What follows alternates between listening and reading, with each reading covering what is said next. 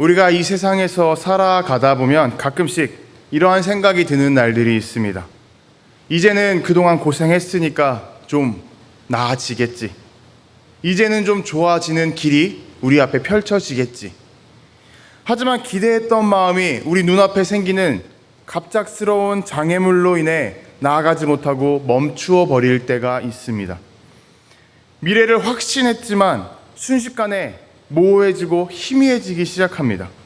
그리고 조금씩 열리는 것처럼 느껴지던 길마저 어느 한순간에 갑자기 막혀버리는 그러한 상황이 우리 앞에 펼쳐지게 되는 것이죠.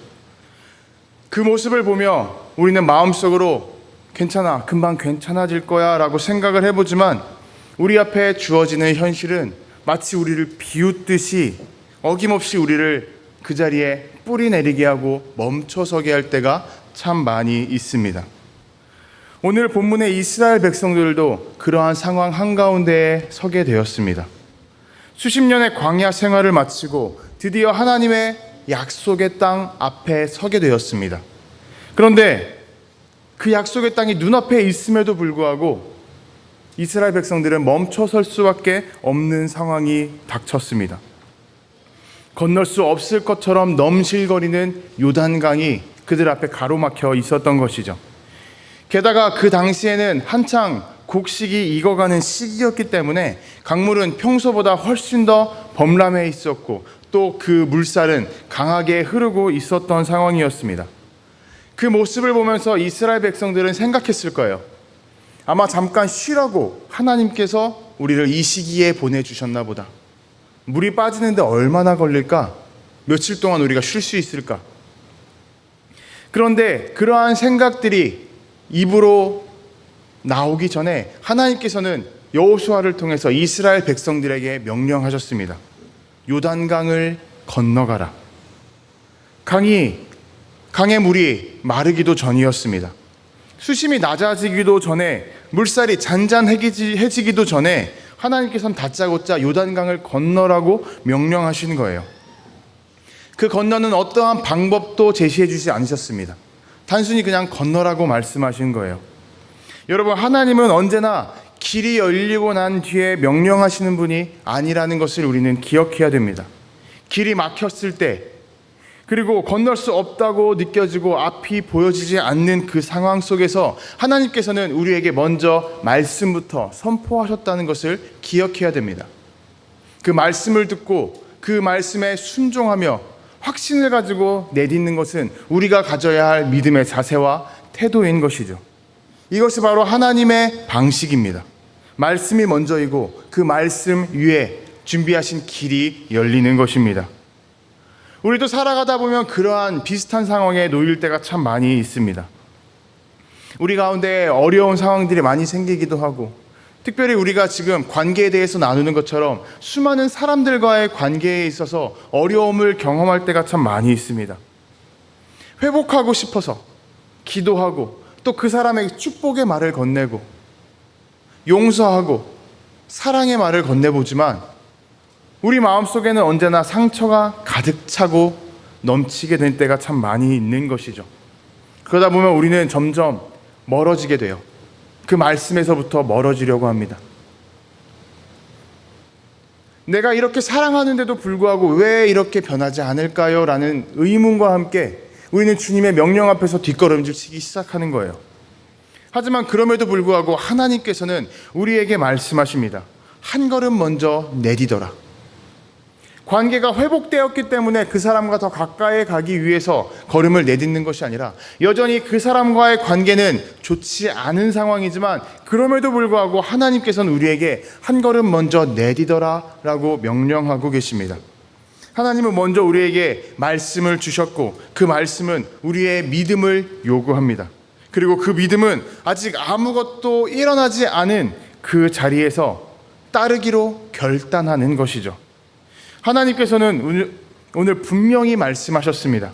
너희가 발을 요단강 물에 담가라. 그리하면 내가 물길을 끊어주겠다. 순서가 전혀 바뀌지 않습니다. 발이 먼저 가야 하고 물길이 끊어지는 것은 그 다음입니다. 한번 그 상황을 생각해 볼까요? 언약궤를 맨 제사장들이 점점 강가에 가까워지고 있습니다. 언약궤를 메고 조금씩 강가에 가까이 걸어가고 있는 거예요. 그런데 그 눈앞에는 거센 물살이 흐르고 있고 또 수많은 백성들이 그 모습을 걱정 어린 마음과 함께 바라보고 있습니다. 네 명의 발이 물가에 다 들어가기 전까지 물은 전혀 멈춰설 생각을 하지 않습니다. 조금도 약해지지 않는 거예요. 아무런 일이 일어나지 않았습니다. 그런데 그 네 명의 발이 전부 다 요단강 바닥에 닿았을 때 그 즉시 강은 멈추기 시작했습니다. 여러분, 믿음은 기적을 확인한 후에 우리가 걸음을 내딛는 것이 아니라 아직 아무것도 보이지 않을 때에, 우리 눈앞에 아무것도 느껴지지 않을 때에 말씀에 따라 순종함으로 발걸음을 내딛는 것입니다. 지금 우리 삶 가운데에도 요단강 같은 순간이 참 많이 있을 거예요. 아무리 회복하려고 해도 상처받는 그 상황들, 그러한 우리에게 주님께서는 똑같이 말씀하고 계십니다. 걸음을 내디더라. 그때 내가 물길을 멈춰주겠다. 여러분, 믿음은 우리 안에 어떠한 충만한 감정이나 혹은 흔들리는 본능 같은 것이 아닙니다. 우리가 연약할 때 나오는 그저 무언가 의지하고 싶어서 붙드는 그러한 단순한 마음가짐이 아닙니다. 어떠한 분위기에 의해서 우리가 다른 사람들과 똑같이 이끌려서 주님 제가 믿습니다, 확신합니다 라고 입으로 단순하게 고백하는 것도 아닙니다. 믿음은 우리 눈앞에 당장 결과가 보이지 않더라도, 그 결과가 보장되지 않는다 할지라도 주님의 말씀이 우리 가운데에 임했기 때문에, 우리에게 주어졌기 때문에 그 말씀을 붙들고 한 걸음씩 내딛는 걸음입니다. 물론 우리가 그 걸음을 내딛을 때에는 두려울 수 있습니다. 아무것도 보이지 않으니까요. 그리고 우리가 걸음을 내딛지만 아무것도 변하지 않을 수도 있어요. 여전히 상대방과의 관계가 바뀌지 않을 수도 있습니다. 회복되지 않을 수도 있어요. 기도한다고 하지만 어떠한 상황의 변화나 어려움의 상황, 우리를 뒤흔드는 그 상황이 깨끗해지지 않을 수도 있습니다. 하지만 그럼에도 불구하고 믿음은 그 모든 상황 가운데에서 주님의 말씀을 붙들고 담대히 한 걸음 한 걸음 나아가는 걸음입니다. 넘실대는 물 앞에서 멈춰서서 그냥 뒷걸음질 칠지, 아니면 당장 이 물이 멈출지 안 멈출지 눈앞에 보여지진 않지만 그럼에도 주님께서 말씀하셨으니 그 말씀에 의지하여 나아가겠다고 결단하고 걸음을 내딛는 것인지, 우리는 그 두 가지의 선택 앞에 서야 합니다. 그리고 그 자리에 하나님께서는 언제나 우리의 선택을 기다리고 계십니다. 그러니 우리는 길이 보여야 움직이려 하는 것이 아니라 하나님의 말씀이 들려올 때에 그 말씀을 의지하며 걸음을 내딛는 우리 한 사람 한 사람이 되기를 소망합니다. 믿음은 길이 없을 때에도 걸음을 내딛는 그러한 걸음이고, 순종은 그 걸음을 멈추지 않는 인내와도 같은 결단의 모습입니다. 우리는 신앙을 살아가다 보면 우리 마음속에 이러한 질문이 스칠 때가 있습니다. 내가 지금 하고 있는 이 일이 정말 의미가 있는 걸까? 지금 내가 하고 있는 이것이 어떠한 도움이 될까? 나에게 이득이 될까? 이걸 한다고 내가 더 좋은 자리, 높은 자리에 올라갈 수 있을까? 신앙의 모습에서도 똑같습니다. 내가 지금 계속 기도한다고, 예배 드린다고, 지금 이 현실이 정말 하나님께서 주시는 평탄한 대로가 될 수 있을까라는 생각이 우리 마음속에 들어오는 것이죠. 그 순간 우리는 두 가지 갈림길 앞에 서게 됩니다. 하나는 포기의 길이고 하나는 순종의 길입니다. 여호수아도 오늘 그러한 질문 앞에 섰을 것입니다. 강을 건너고 마주했던 여리고 성 앞에서 하나님께서는 명령하셨기 때문이었죠. 우리의 상식으로 이해되지 않는 명령을 하셨기 때문이었습니다. 어떠한 전쟁의 기술을 통해서 칼을 들고 여리고성을 쳐라가 아니라 아무것도 들지 않고 그저 조용히 입을 닫은 채 7일 동안 여리고성을 돌아라라는 명령이었기 때문이었어요. 이 명령 앞에서 백성들은 아마 크게 당황했을 것입니다. 요단강의 물을 멈추는 기적을 보았음에도 불구하고 여리고성 앞에서 다시 주어지는 그 비상식적인 명령 앞에서 백성들과 여호수아는 당황할 수밖에 없었을 것입니다. 그럼에도 불구하고 하나님의 명령은 변하지 않았어요. 6일 동안 아무 말 없이 한 바퀴씩 돌고 마지막 날에는 7바퀴를 돌고 나팔을 불며 크게 소리쳐라. 그러면 무너지게 할 것이다. 이 명령이 전혀 이해가 되지 않았을 거예요. 우리는 이러한 명령 앞에 서면은 아마 다시금 작전 기도를 했을지도 모르겠습니다. 주님, 이 명령이 정말 맞는 건가요? 제가 잘못 들은 거 아니겠죠? 그런데 이 명령 앞에서 이스라엘 백성들은 담대하게 순종하기 시작합니다. 아무런 변화가 보이지 않았지만, 벽돌이 무너지거나 벽에 금이 가는 그런 모습이 전혀 보이지도 않았지만 6일 동안 잠잠히 한 바퀴씩 돌았습니다. 그 6일 동안의 기간 동안 하나님은 어떠한 말씀도 해주지 않으셨습니다. 그들에게 어떠한 위로의 말도 전해주지 않으셨습니다. 힘내라고 격려의 말씀을 전해주지도 않으셨어요. 그럼에도 불구하고 이스라엘 백성들은 그 명령을 붙잡고 6일 동안 돌았습니다. 그리고 7일째 마지막 날에 7바퀴를 돌고 나팔을 불며 큰 소리로 외쳤습니다. 여러분, 이것이 바로 순종의 모습입니다. 하나님께서 말씀하셨기 때문에 그 말씀에 내가 끝까지 지켜내는 것, 내가 계속해서 그 말씀에 따라 걸어가는 것, 이것이 바로 순종입니다. 순종은 무언가를 증명하는 것이 아니라 나에게 주어진 그 자리를 끝까지 지켜내는 것입니다. 그 자리에 있을 때 아무런 일이 일어나지도 않고 그 자리가 의미 없어 보인다 할지라도 주님께서 나에게 그 자리에 서 있으라고 명령하셨기 때문에 우리는 그 자리에 계속 서 있는 것입니다. 이것이 우리에게 주어진 순종의 자세와 태도입니다. 우리가 살아가는 이 시대는 그러한 우리에게 멍청하다고 얘기할 때가 많이 있습니다. 비효율적이라고 말할 때가 참 많이 있습니다. 가만히 그 자리에 있는 것을 낭비라고 표현할 때가 참 많이 있어요. 그럼에도 불구하고 하나님께서는 우리에게 그 자리를 지키라고 명령해 주셨고, 그리고 그 시간 속에서 하나님께서는 보이지 않는 그 손길을 준비하고 계시다는 것을 우리는 기억해야 됩니다. 왜냐하면 우리가 생각하는 그런 하나님의 때와 우리의 시간은 전혀 다르기 때문입니다. 하루가 다르게 변하는 이 시간, 이 시대 속, 특별히 우리가 살아가는 이 시대는 변화가 너무나도 빠릅니다. 이러한 가운데에서 묵묵하게 그 자리를 지켜내는 것은 너무나도 무식해 보일지 몰라요.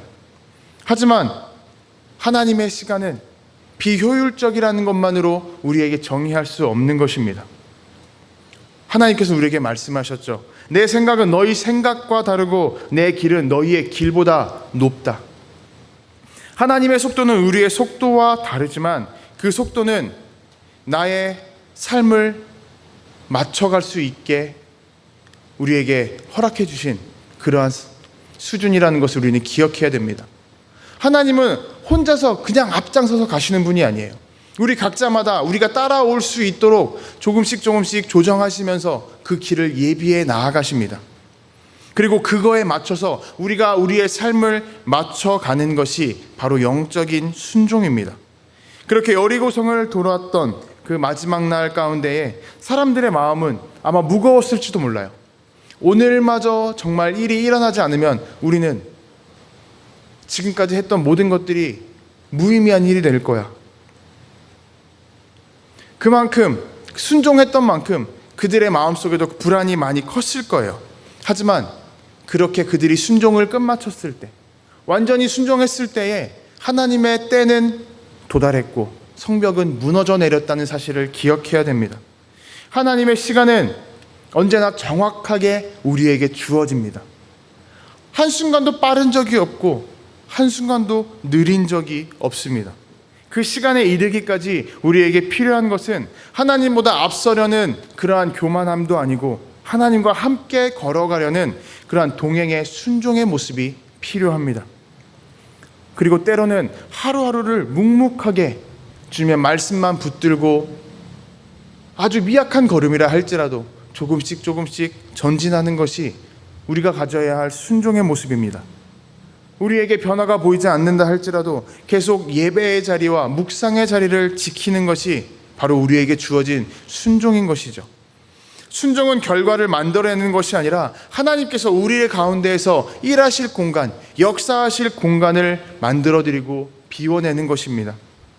여러분, 하나님의 시간은 우리의 서두름을 기다림으로 이끌어주시고 우리의 조급함을 거룩한 침묵으로 이끌어주시며 우리의 결과 중심의 사고방식을 하나님의 임재 중심으로 바꾸어 주십니다.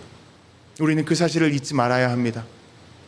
여러분, 우리 가운데 우리 인생 앞에 여리고성이 있고 또 요단강이 있다면 그 자리는 우리가 묵묵하게 계속 그 말씀 앞에서 지켜내야 할 자리일 수 있습니다. 6바퀴까지는 아무런 증상이 보이지 않을 수도 있습니다. 하지만 그 마지막 한 바퀴, 마지막 날 7바퀴를 돌았을 때 하나님의 역사하심은 우리에게 주어집니다. 하나님의 때가 우리에게 분명히 임하게 됩니다. 그러니 우리는 지금 나아가는 걸음을 멈추어서는 안 될 것입니다. 아무 일이 보여지지 않는다 할지라도 하나님께서는 여전히 우리 가운데 일하고 계시기 때문입니다. 그렇게 여리고성은 또 무너졌습니다. 사람의 힘이 아니라 믿음과 순종의 힘으로 무너져 내렸습니다. 그런데 그 무너짐 가운데 단 한 집만 우뚝 서 있었죠. 바람에 흔들리는 붉은 줄 하나가 창가에 걸려있던 집이었습니다. 바로 기생 라합의 집이었죠. 기생은 옛날이나 지금이나 손가락질 받고 인정받지 못하는 직업입니다. 하지만 라합은 자신이 지금까지 들어왔던 하나님에 대한 이야기를 자신의 인생에 주어지는 하나님의 부르심과 초청으로 받아들였습니다. 하나님께서 이스라엘 백성들을 이집트에서 이끌어내셨다는 것, 그리고 광야에서 끝까지 품어주시며 지금 여기까지 이끌어 주셨다는 그 모든 내용들은 다른 사람들에게, 여리고성 사람들에게 있어서는 어떠한 전설이나 신화 같을지 몰라도 라합에게 있어서만큼은 자신의 인생을 바꿀 수 있는 믿음의 씨앗이 되었고, 그리고 그 믿음의 씨앗은 라합의 마음 한가운데에 깊숙이 심겨졌을 것입니다. 그리고 그 믿음의 씨앗 덕분에 라합은 정탐꾼들을 숨겨주었고, 그리고 자신의 목숨을 건 결정을 했습니다. 붉은 줄을 창가에 내걸었던 것이죠. 이것은 단순한 표시가 아닙니다. 자신의 모든 과거, 현재, 미래를 주님께 내어 맡기겠다는 그러한 결단의 표시입니다. 히브리서는 오늘 라합의 모습을 이렇게 기록합니다. 믿음으로 라합은 정탐꾼을 평안히 영접하여 순종하지 아니한 자들과 함께 멸망하지 아니하였도다. 라합은 율법도 몰랐습니다.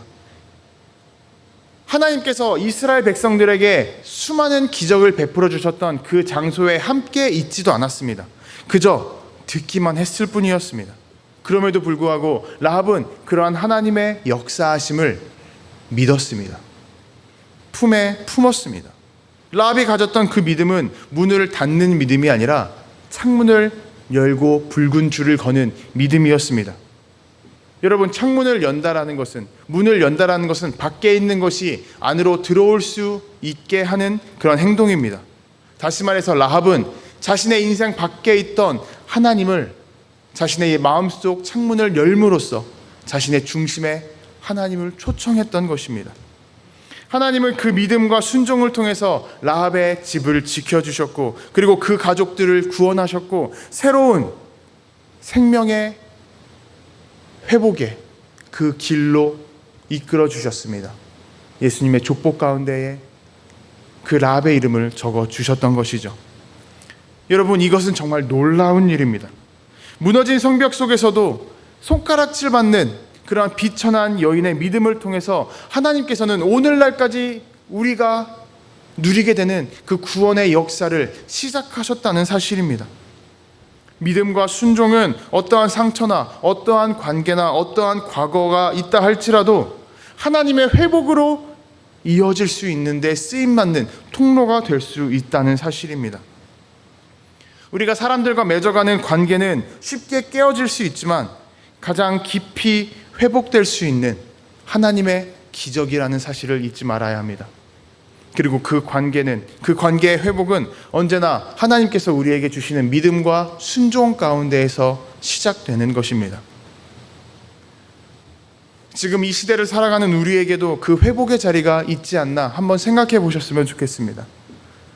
그리고 그 회복의 자리 가운데 우리가 할 수 있는 것은 우리가 어떠한 기적을 만들어내는 것이 아니라 주님의 말씀 앞에서 믿음으로 새롭게 바라보고 그 말씀 앞에서 순종으로 한 걸음 내딛고 또 끊임없이 자리를 지켜가는 것입니다. 하나님께서는 넘어갈 수 없을 것 같았던 강을 믿음으로 건너게 하여 주셨고 무너지지 않을 것 같던 성을 순종으로 무너뜨려 주셨습니다. 그리고 그 자리에 새로운 관계와 새로운 길을 통해서 새로운 회복의 역사를 이루어 주셨습니다. 하나님은 지금도 우리가 살아가는 이 시대 가운데에서도 믿음과 순종을 통해서 우리에게 주어진 수많은 관계들을 새롭게 회복시켜 가고 계십니다. 그리고 그 가운데에서 생명을 회복시키시고 복음을 전하는 통로로 삼아주고 계십니다. 그 하나님의 은혜 앞에서 우리는 담대히 걸어갈 수 있습니다. 지금은 우리의 걸음이 작아 보인다 할지라도 그 걸음이 하나님의 말씀과 하나님께서 우리에게 바라시는 순종과 만날 때에 우리는 하나님의 시간, 하나님의 때에 도달할 수 있게 될 것이고 그 순간 우리를 통해서 하나님이 이루고자 하시는 회복의 역사가 시작될 것입니다. 믿음은 길이 없을 때 담대히 내딛는 걸음이고 순종은 기다림 속에서도 멈추지 않는 인내가 되며 회복은 그 믿음과 순종 위에 하나님께서 우리를 통해 열어주시는 은혜의 문이라는 사실입니다. 그 문 앞에 우리가 모두 함께 서 있기를 소망합니다. 그리고 문을 열고 펼쳐질 길, 하나님께서 열어주실 그 회복의 길을 담대히 걸어갈 수 있는 저와 여러분들이 되시기를 주님의 이름으로 도전하고 축복합니다.